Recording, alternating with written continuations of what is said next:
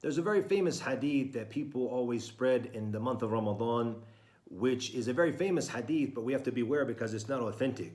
And we're going to see that people are going to spread it in the first 10, the second 10, and the third 10, because this hadith divides Ramadan into three different parts. And it says in the hadith that أوله rahmah, that the beginning of it is mercy, وأوسطه مغفرة, and that the middle of it is forgiveness, وآخره عتق من النار, and the end of it is freedom from the fire. And the reason why this hadith is not authentic, as the scholars of hadith mention, is that in the chain of narration itself, there's several issues. From them is that one of the narrators, his name is Ali bin Zayd ibn Jad'an.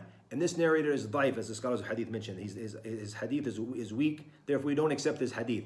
There's another issue, which is that the narrator from the Sahaba who narrated the hadith is Salman al-Farisi. And the one who narrated from him is Sa'id al-Musayyib. And Sa'id al-Musayyib, he didn't hear directly from Salman al-Farisi. So this is another reason why the hadith is daif and why it's not authentic.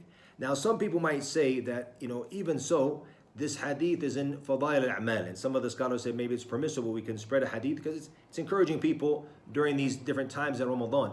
But there's another issue in the hadith as well, which is in the meaning of the hadith itself, because the meaning of the hadith, it actually contradicts other hadith which are authentic. And the authentic hadith, the Prophet ﷺ, he said, "Fi kullu layla," every night there is utaqa min an-nar, that there is people who are freed from the hellfire. So the authentic hadith is telling us every night, and this one's saying that in the last 10. So therefore, it also contradicts authentic hadith. And all of Ramadan is rahmah, all of Ramadan is mercy, and all of it is is forgiveness, and all of it is being freed, inshallah, from the hellfire. Therefore, it's very important that we focus on not spreading this hadith, and that we warn others as well, so we don't spread anything that is a lie or something that our Prophet sallallahu alaihi wasallam didn't say. And Allah knows best. Allahu alam. Wa sallallahu wa sallam wa baraka ala Nabi Muhammad.